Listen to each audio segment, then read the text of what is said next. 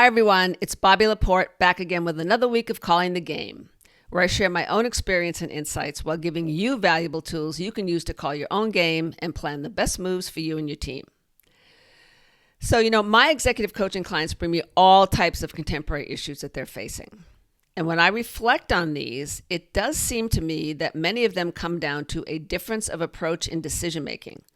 And this is often based on an individual's workplace style. For example, whether they're cautious versus action-oriented, and of course, the situational context for every decision. For example, you might have a very strong bias to action, wanting to move as quickly as possible to make decisions, to execute, and deliver results. Your manager, on the other hand, might be more cautious, opting to conduct a more thorough analysis of the data, carefully weighing all the options, soliciting input from stakeholders, another round of analysis. You get what I'm saying, right? It's a long process. Or it could be the reverse. You have a more moderate, risk-averse approach, while your manager is actively pushing to make decisions and move on. So look, I'm not attempting to oversimplify this. There are many factors that come to play in making decisions. The important distinction here is that both of these approaches are good, and they have their place in the company at different points in time, because leaders have different styles. It could be what motivates them, what stresses them, how flexible they are in different situations, and all of that contributes to their approach in decision making. So if you find yourself in a situation where there's clearly a difference, if not an outright clash, in how you and your manager are approaching decisions, here are 3 things to consider. 1, try not to react, be objective. So don't take this as criticism of you personally or of your work.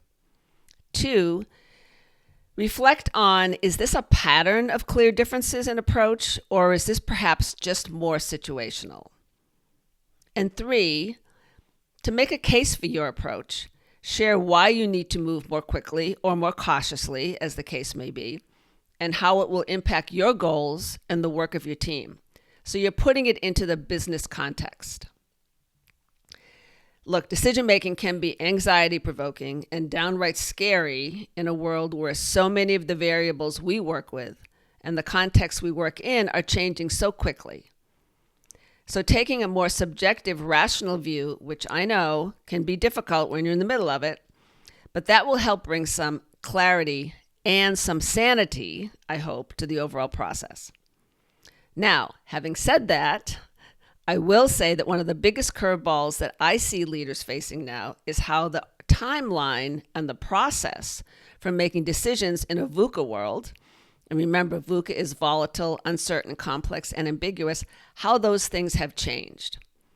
And we'll talk more about that in next week's video log. All right, everyone, that's it for this week's Calling the Game. I hope this helps you gear up for a great week and navigate any curveballs that may come your way.